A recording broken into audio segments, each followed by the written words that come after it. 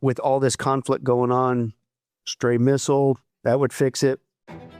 We are in a situation which is very clearly a battle of the gods. It's a battle between Allah and the God of Israel. The Temple Institute came out with a statement, and they said, we are not able to be completely forthright at this time. Some kind of a statement like that, I think, well, that's just another way to say we're lying.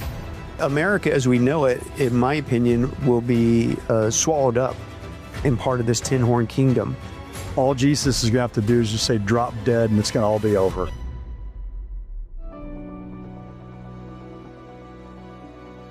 Welcome to Tipping Point. I'm Jimmy Evans. I have a very special program for you today.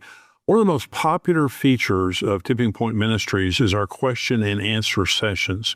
We take questions you guys write into us and answer them. And today we're going to go to a special question and answer session we did at our prophetic gathering last September. So let's go right now to this question and answer session. Marcus, very much.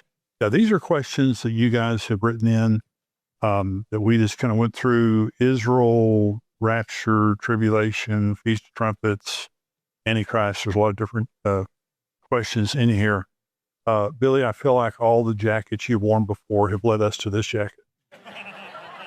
Well, believe it or not, this is still pretty tame. I haven't shown you my closet. Don't bring the others then. I won't.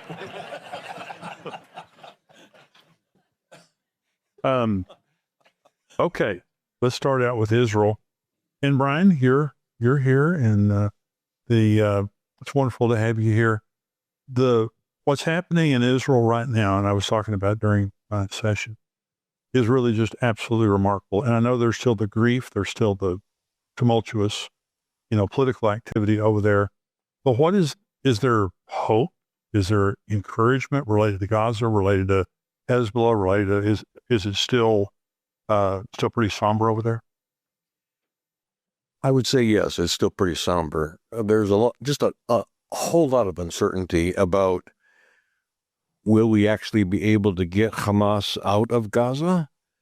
And there's been this tension from the beginning between getting the hostages out and defeating Hamas. It's kind of torn the country apart.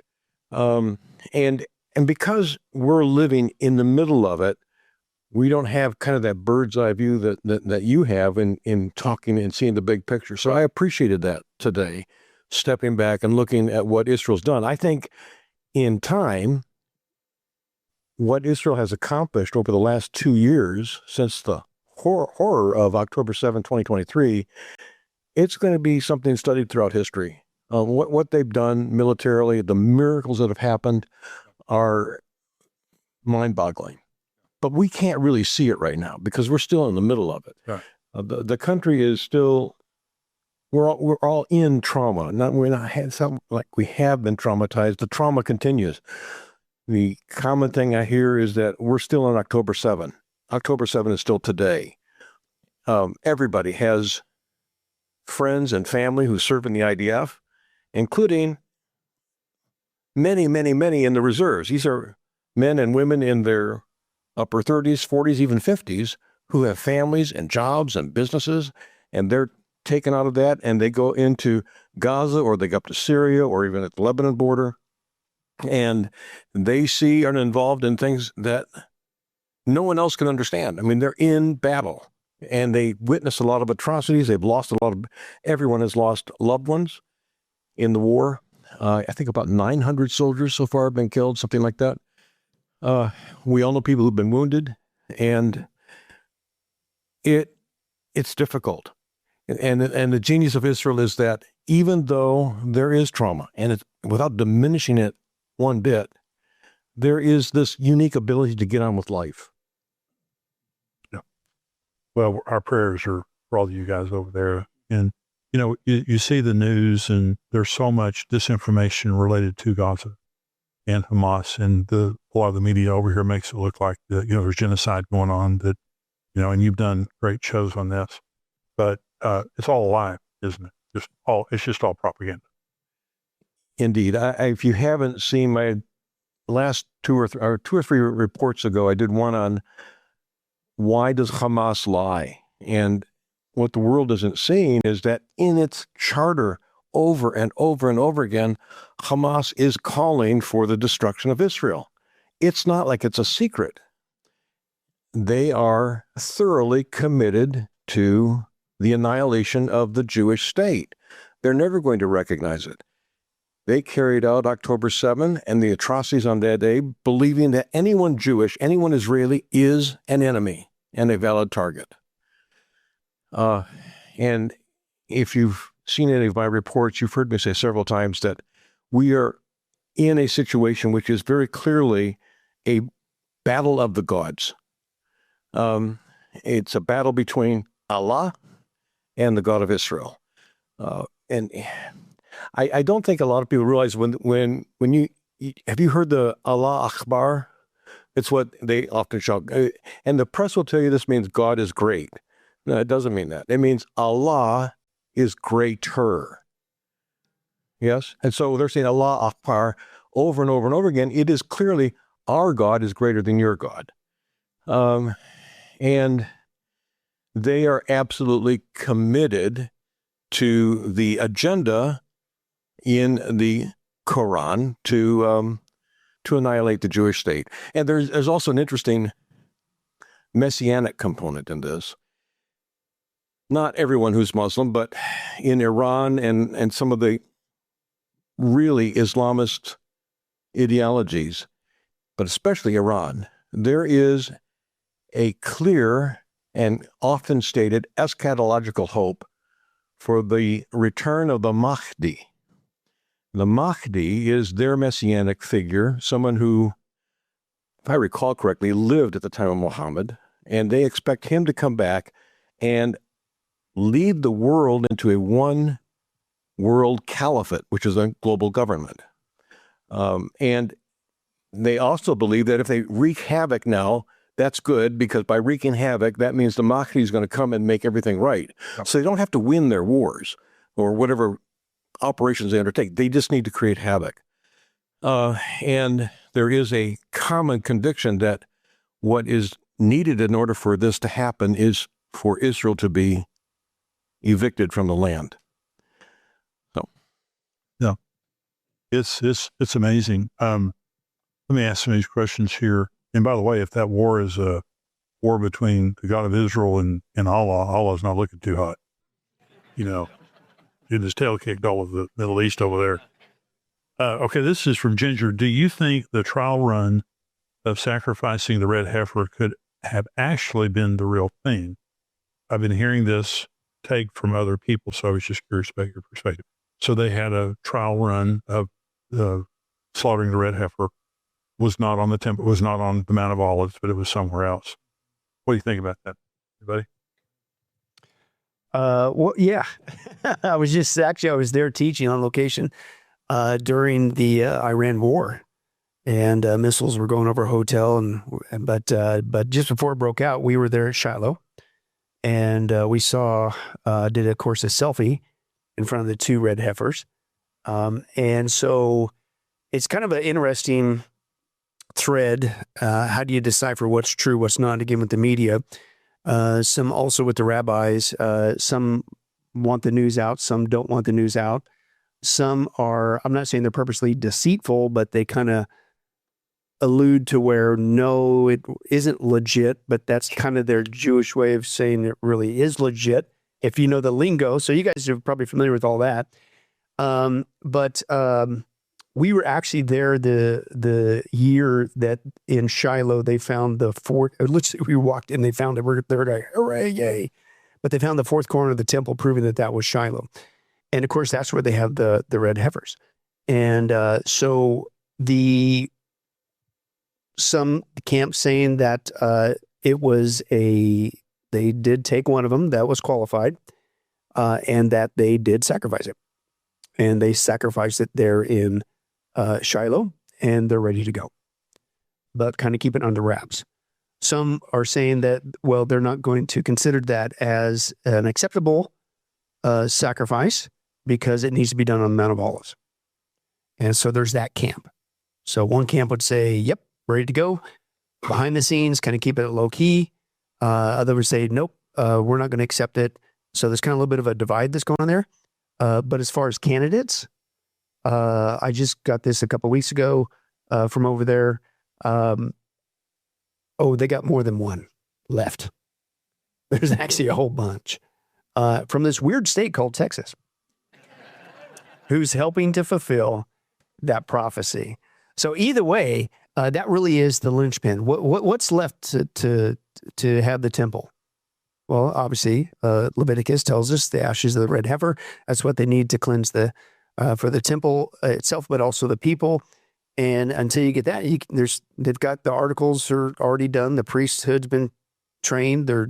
They've got everything ready to go. Many of the rabbis are saying the one article they're not rebuilding is the Ark of the Covenant because they know where it's at. And quote, when it's time to bring it out, nobody, quote the Muslim, nobody's going to stop us, right? But they got two things left. They got to get the ashes in order to be able to do the temple itself and the cleansing of the people. But that leaves us just one thing left. Somebody needs to come in and broker a deal, which could rhyme with, some of us would say would be Daniel 9:27. It talks about a confirming of the covenant, but maybe that's what we're saying is the dangling carrot.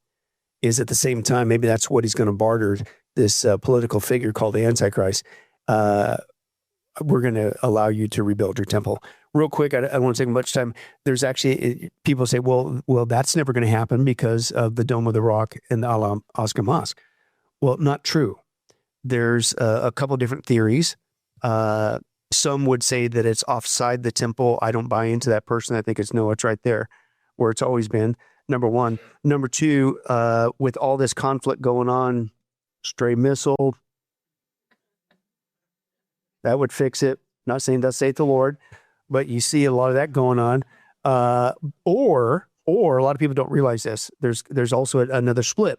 There's what I call the traditional rabbis who say, nope, that we are going to have that Temple Mount all to ourselves.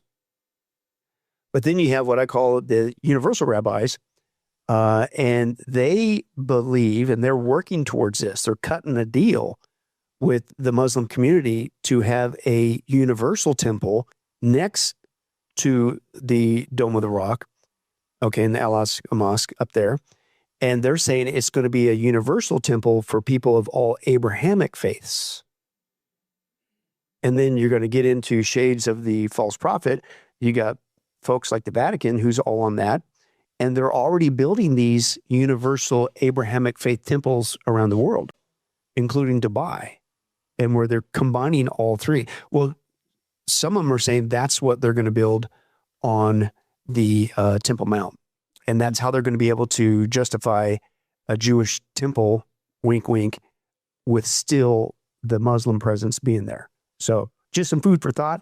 But the thing is, that's what's going on.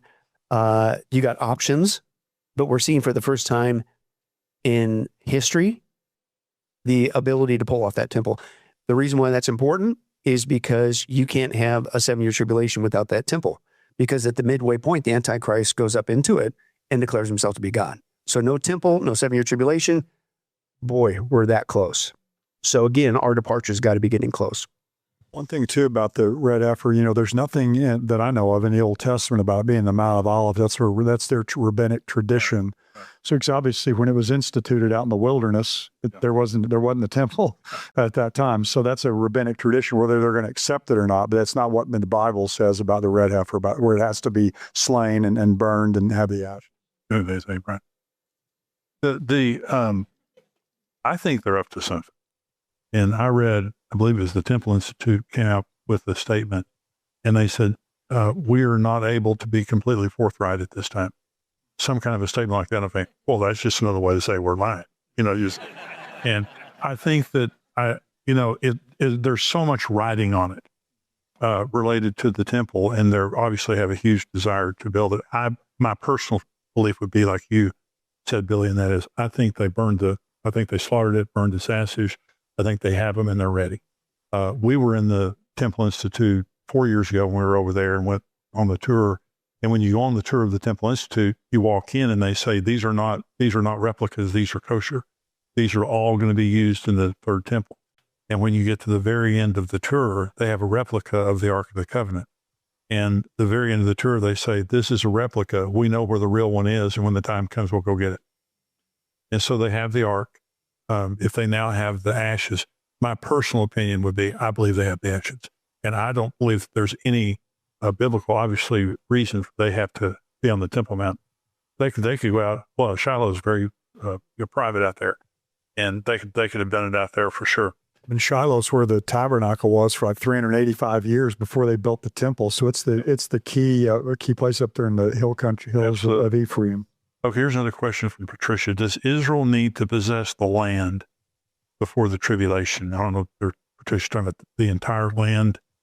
Is there any mandate that they possess the whole land before the tribulation?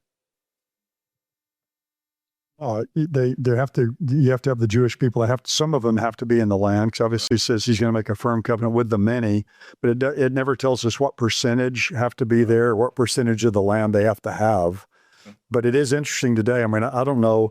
It's about 50% now, I think, of the Jews in the world who live in Israel now. I think it's pretty much reached a tipping point. Yeah.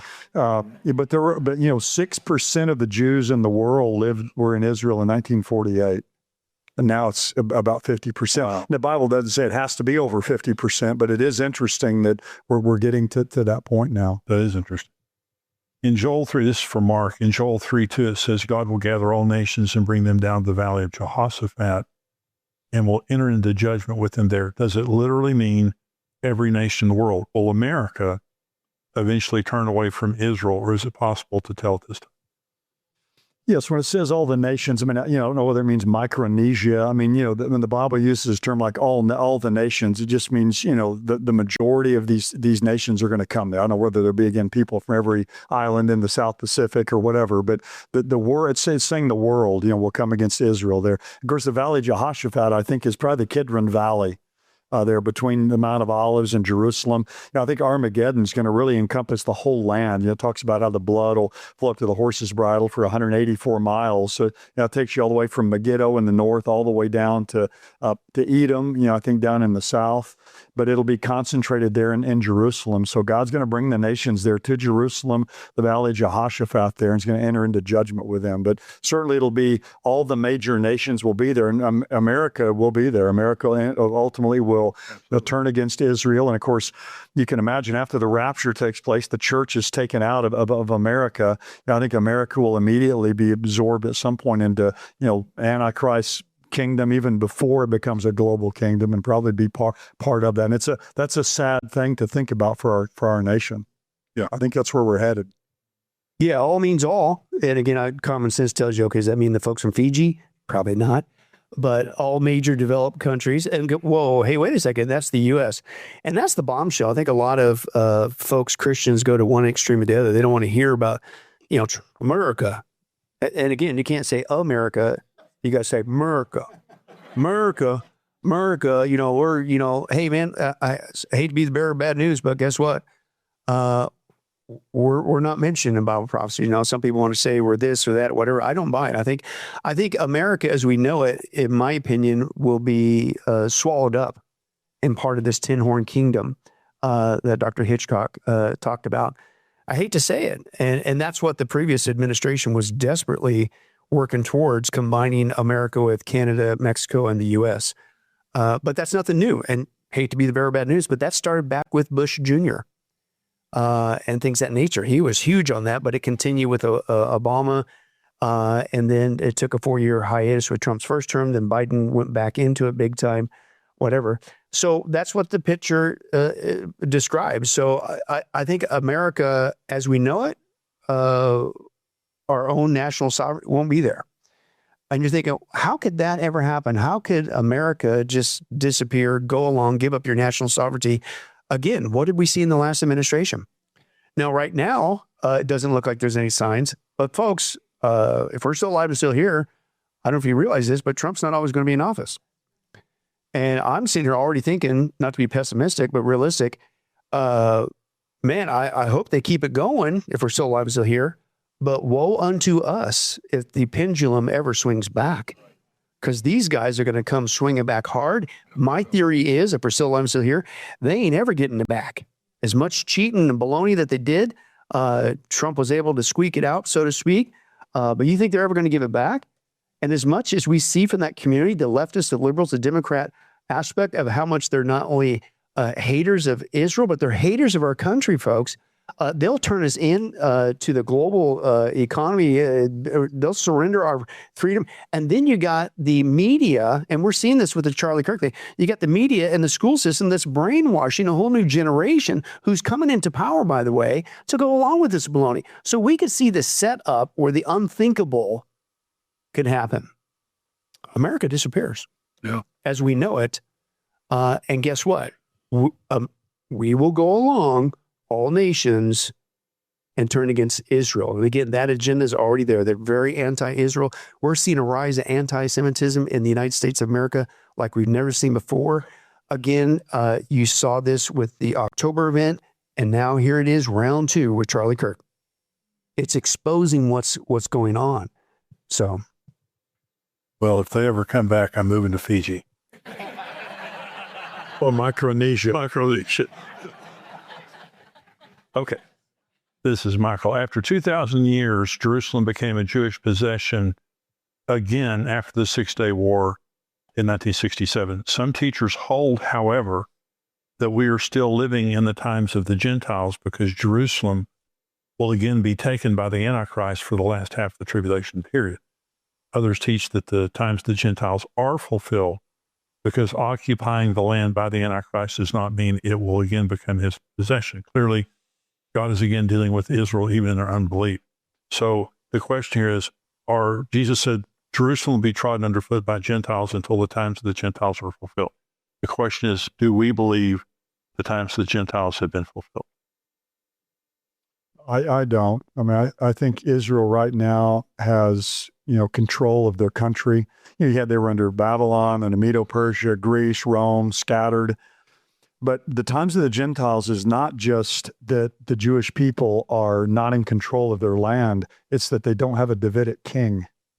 It started with Nebuchadnezzar, Zedekiah, the final king. Now in 586, Zedekiah is killed. His sons are slain before him. He's killed. He's the last Davidic king. So to me, the times of the Gentiles is that long extended period of time when Israel is under Gentile control and there's no king.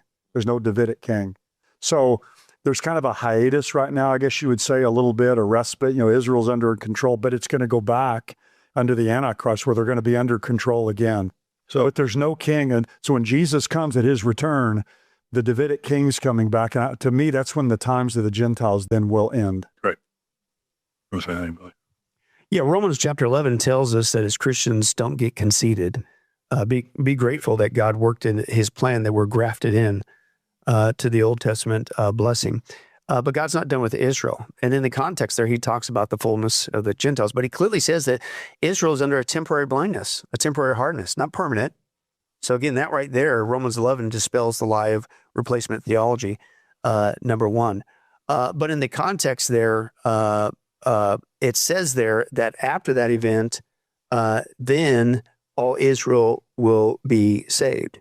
And so some of us would say, well, obviously that again fits with the timing of the church, that when we leave at the rapture, and then after that, the 7-year tribulation begins, that's when we know, Daniel chapter 9, that's what starts the 7-year tribulation, that the Antichrist makes the covenant with the people of Israel.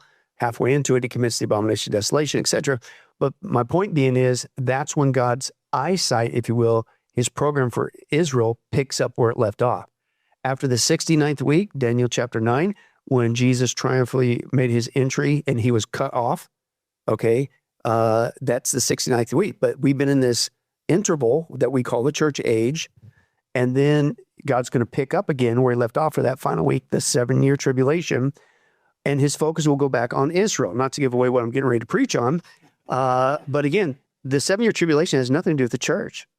It's a time when God refines Israel, he redeems Israel, and he fulfills the promises, the Davidic promises, and to the Jewish people. But my point is, so therefore, if we leave the church and then we know what starts that final 7, then, and that's when God puts his eyesight back on Israel again. That's where some would say that, well, that's, call it for what it is. But when that fullness comes in, that time of the church age is over, then that's when the program for Israel begins. So I wanted to make a statement. We were talking about the Temple Mount and the Dome of the Rock, all that.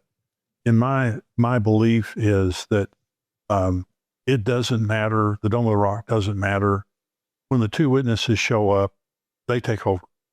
They're bulletproof. They can't be killed. They can call down fire from heaven. No one can contest them. They literally just rule the world basically for 3.5 years. I mean, they have carte blanche from the Lord. They're absolutely, totally hated. So much so that when the Antichrist kills them, people send gifts to one another and they celebrate. Well, one of the reasons I believe they're going to be hated is because they're going to protect the temple builders. Okay, number one. Now, it could be that the Antichrist brokers the covenant, and part of that covenant allows them to rebuild. That could be.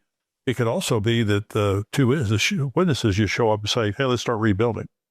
And they don't ask any questions or ask anybody's permission. They're also hated because they're protecting the animal sacrifices. And Daniel 9 tells us that the Antichrist stops the daily sacrifices. First thing he does is stop it. They're going to rebuild the temple.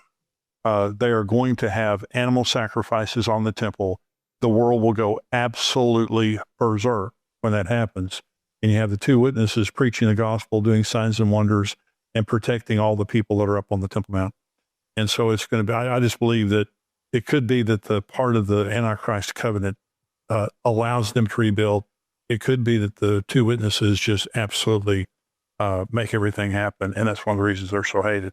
Now, some people believe, the 2, depending on where you put the trumpet judgments, the 2 witnesses might be calling down these judgments. Oh, wow. Or just like Moses did with Pharaoh. Oh, wow. So, I mean, that's going to increase the hatred, too, of the world. They're going to see these guys as the focus of, these judgments coming down. By the way, it's the only time rejoicing is mentioned on earth during the whole tribulation period. 2 witnesses, when they rejoice, the people that kill them rejoice. So that's the only time there's ever any joy mentioned on the face of the earth. So, wow. Has anybody seen recently the world being so wicked that they would rejoice over the death of a righteous person? Yeah, you're seeing the setup of the mindset for the 7-year tribulation. Yeah. This is Leanna. Will all raptured church age saints go with the Lord into the millennium to rule and reign along with the tribulation saints? If yes, where do we find confirmation of this in the Bible? If not, just where are we during the 1,000 years? Well, I mean, Jesus said when he comes to, or Paul writes in 1 Thessalonians 4 about Jesus when he comes to rapture us, he says he's going to come, we're going to be caught up, into the air and meet the Lord in the air, and so we'll ever be with the Lord.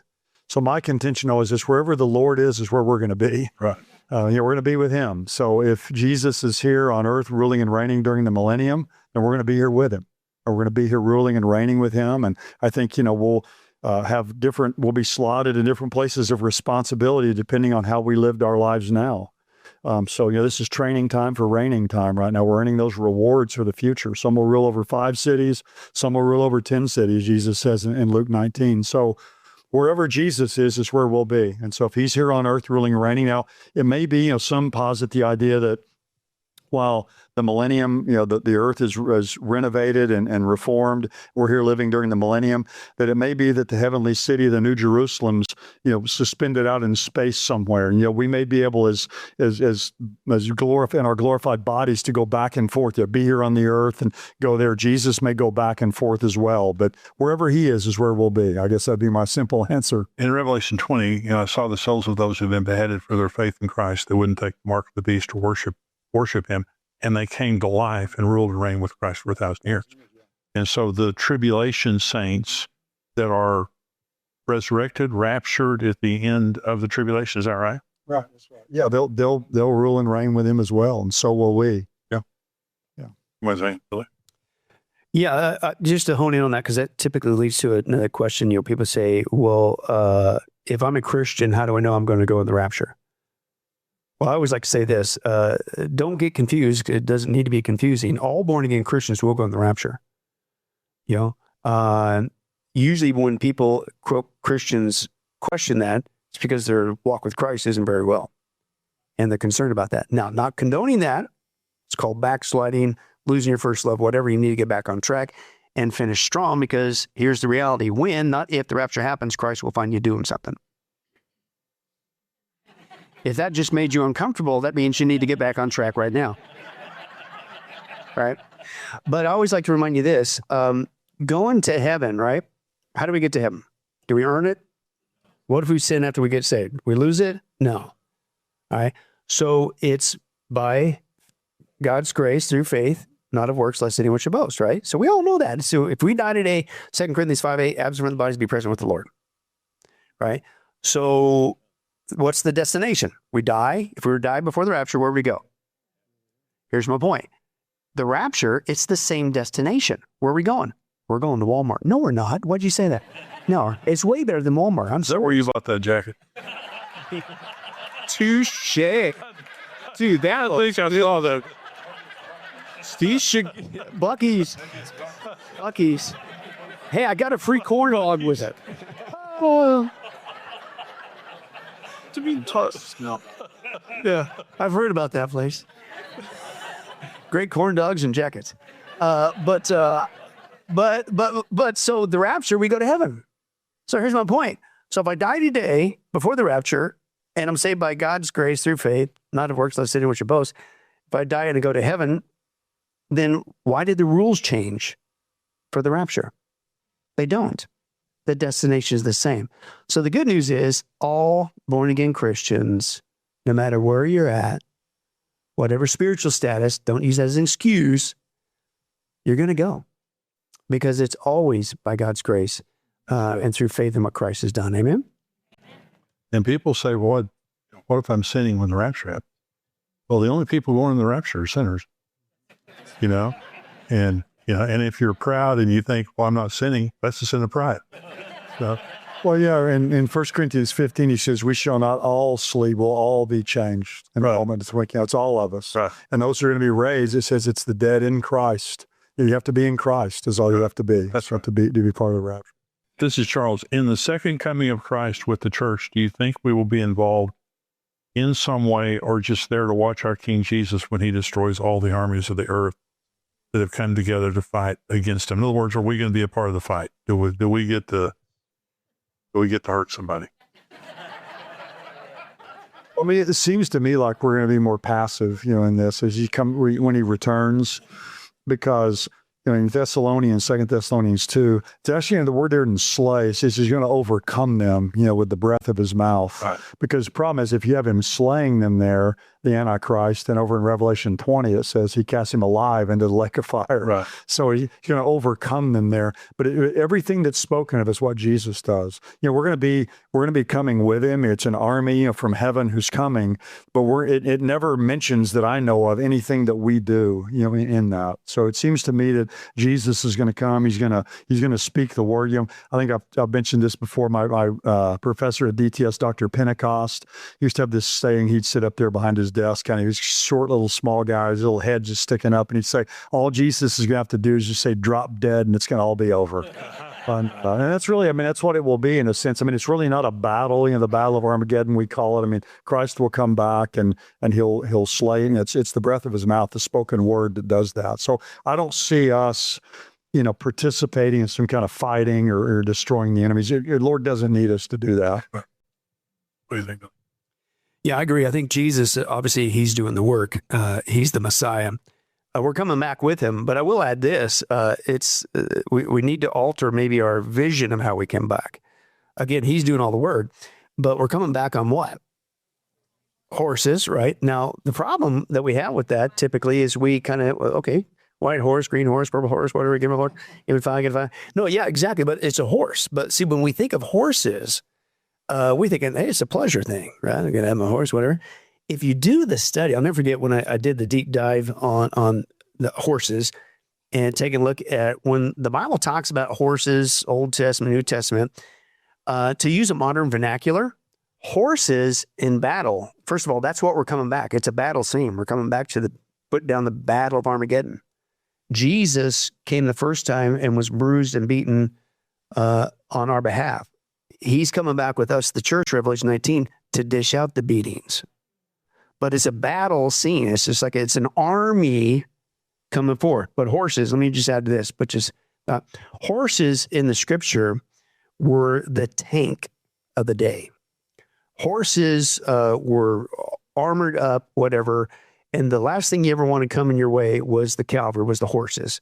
And part of the fear factor that the horse is coming at you was, have you ever stood in front of a horse at full speed? Yeah. You were deeply impressed, right? But no, you didn't want to be there, right? Including horses that are drawn carry, whatever. But so to use a modern vernacular, that was the tank invasion. So get it out of your head that it's the pleasure cruise, hey, la, la, la, la, la, la, la, right? We're basically riding tanks coming back with Jesus, right? He still does the work, right? But we're coming back as he does battle with the planet. That's great. If our spirit, this is Lynn, if our spirit goes to be with the Lord the moment we die, and if when the Lord comes for unbelievers or for believers at the rapture, we receive new glorified bodies, then what is it the Lord needs from earthly graves? Does he need our DNA? Yeah, well, I mean, you can go down to this atomic level. Who's the one who created the universe? God. Specifically, Colossians chapter 1 says Jesus is the one who upholds and sustains it. He keeps it from flying apart, which I'm very glad he does that every day. But he's the one who created us. He knows everything. There's not one maverick molecule in the universe outside God's scope, power, and acknowledgement. Otherwise, he wouldn't be God. He wouldn't be supreme. And so he certainly knows every aspect, every atom that's ever existing, including our body. This kind of dovetails into other questions that people typically have. Hey, what happens if I'm cremated? And, is that and things that nature? Well, God knows everything. He knows every aspect, every molecule, every atom, and he could stitch it back together. He doesn't need to have a body that's decayed because of embalming fluid, whatever. That also answers the question, well, if you're going to say, some people say, well, cremation's wrong or whatever. I don't think it's a hill to die on per se. But what about the Christian that died in a fire, right? Does that mean that they're doomed to hell because God can't find? No, of course he can. So the point is, we don't have to worry about God, quote, scraping together our atoms. He's God. And we just need to realize that when the time comes, he's going to stitch it all together because that's exactly what the Bible says. One more question. In the tribulation, do you think that there can be any circumstances where the mark of the beast will be forced on an unwilling person? I've thought about that quite a bit. The one thing that the only part of this I think could be true, it could be with children. And you wonder about somebody, forcing it on a young child. I think adults, will take it voluntarily, and it's going to be a watershed. I mean, it's going to be a watershed in history. You have loyalty to Christ, loyalty to Antichrist. It'll be a unique time in history. But I've wondered about that because, in Revelation 14, it talks about how those who take the mark are doomed. But people have asked me the question before, well, what about a child? That maybe their parent, puts that on them. Well, God is not going to hold a child that doesn't take it voluntarily responsible. So, I mean, I think that would be an exception to that. But I think he's just speaking there in general of, adults who take this mark, people who knowingly take it. And that's why, nothing today is the mark of the beast because we're not in the tribulation period. We're not in the last half of the tribulation. The Antichrist is not here. So nothing today can be, the mark of the beast. But also nothing that people would take today or even after that period of time that they're going to take, unknowingly or unwittingly is going to be, oh no, I took the mark of the beast and didn't know that's what it was. They're going to know what they're doing. That's right. But that would be the only exception I could think of. Would maybe be parents who put that on their child and they don't have the ability to even know what's happening or maybe to refuse that. And obviously, I think they would be exempted from that. It's talking about the people who willingly take it. You're not going to be punished for what wasn't your choice. That's right, yeah. And that could be that people take it that's not their choice. But I don't think that'll be true of adults. Yeah, and that goes back to the age of accountability, right? That we even hold true with, who goes in the rapture or what about children who were murdered in the womb? We would go back to the age of accountability. David and his confidence to see his son that passed away and things of that nature, certainly to extrapolate with that. With that said, I also agree that most of the people, though common sense, no, they know exactly what they're doing. It's not going to be some scenario where, man, that's the last time I fall asleep and take a nap on the couch in the 7-year tribulation because while I was sleeping, they came by and got me. Oh, no. It says there they willingly do it. In fact, it says there 4 to 5 times they worship the beast. They worship. That's an act of choice. That's a volitional act, a decision, not just out of convenience to buy and sell. You're doing this, yes, for that, but also you worship that guy. You made a choice. And I think that's part of why the punishment is so severe. The audacity, the wickedness of people at that time frame, that here you could have gotten saved through Jesus Christ, the one and only Messiah, but you had the audacity to reject him and say, no, I worship only the Antichrist, the false Messiah. You're doomed. Yep, absolutely. Thank these guys for being with us. Thank you, fellas.